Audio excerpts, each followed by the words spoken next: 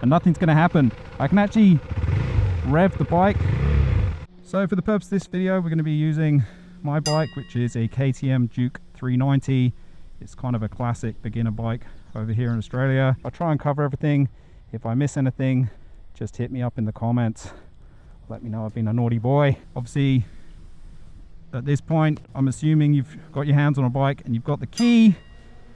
You'll see often the key will be in the lock position. So the first thing you're going to want to do is turn the key so it removes that lock, and it allows you to straighten out the handlebars and that front wheel. It's more of a deterrent.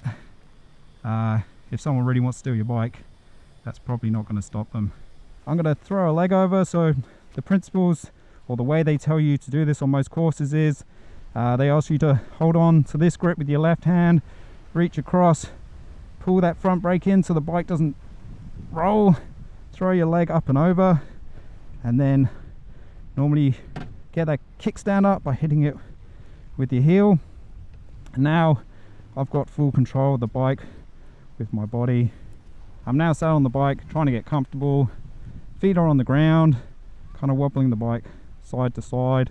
I always check my mirrors at this point, check that I'm happy with them. I pick a point behind me and look in both of them and make sure that I'm happy with the way both of them line up.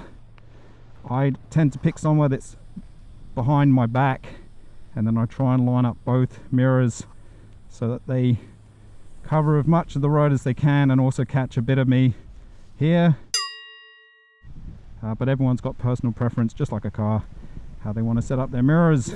Okay, so at this point, the thing you can do is you want to make sure you're in neutral. So I'm going to use my left foot, yeah, and if I tap downwards, that's going to mean that the bike is in first gear if I'm pushing down. So now I can't actually roll anywhere. So I've got two options. I can pull the clutch in, so I've pulled my left hand in, and now I can actually roll forwards and backwards if I want to. And just to help, by using the indicator on the screen, so it's saying the kill switch is on. Okay, so I've turned the kill switch off, and you can see up here first gear. Okay, so what I can do is just a half click up my foot on that lever that I pointed out before. So my left toe got underneath, did a half click up, we now gone into neutral. So I can actually let go of that clutch, and now I can still roll backwards and forwards.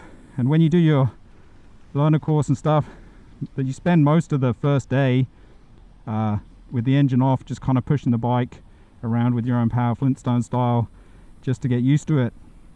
But what we're going to do is we're going to start the bike up. So I have a startup procedure that I like to do. I call it 4K.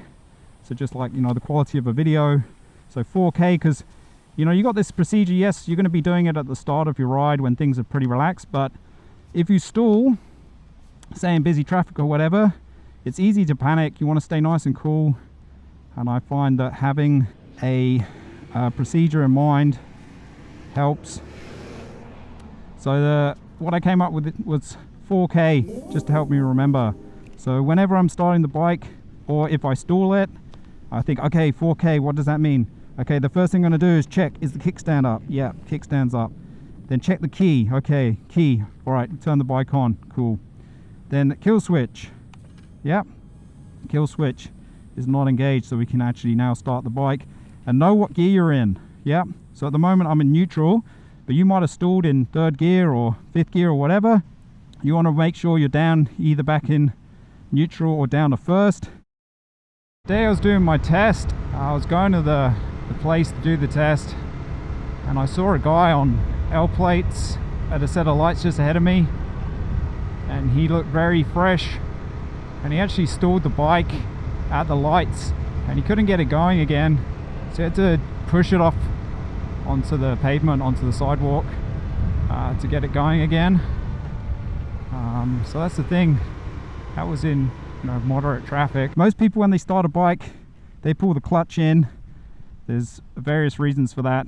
People say they don't want the bike to lurch forward. You might not be in neutral, or it might say you're in neutral but you're actually in a gear, so it's going to lurch forward. Other people say it takes strain off of the engine, that kind of thing. but yeah, just for the sake of covering our bases, I tend to pull it in, and then we know it doesn't matter what gear I'm in, the bike's going to start without lurching forwards. So what I'm going to do now is I'm going to push the starter button, which is just down here on my bike, and there you go, you can see the motorcycle is started.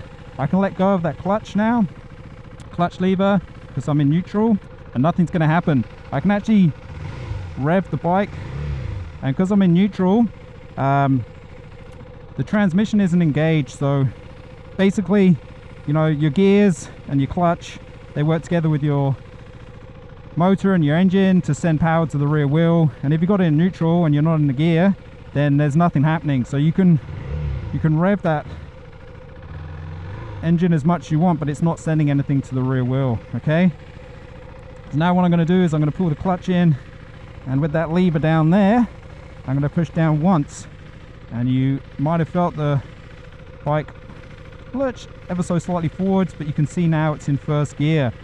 So you can see the bike is idling. Every bike kind of has a rev range that it idles in. So if I start to release the clutch over here, we're going to enter what is called the friction zone, or the biting point. And like right now, you can see the bike is starting to move forward. A lot of bikes have what's known as a wet clutch. Basically it means you're not going to burn the clutch out by just slowly slipping it out.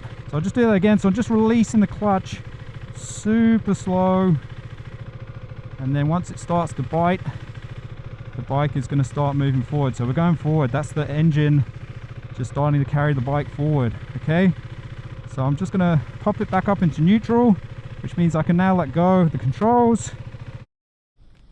Okay, so first for me, I'm actually going to get off the bike in one of these videos, which is a first.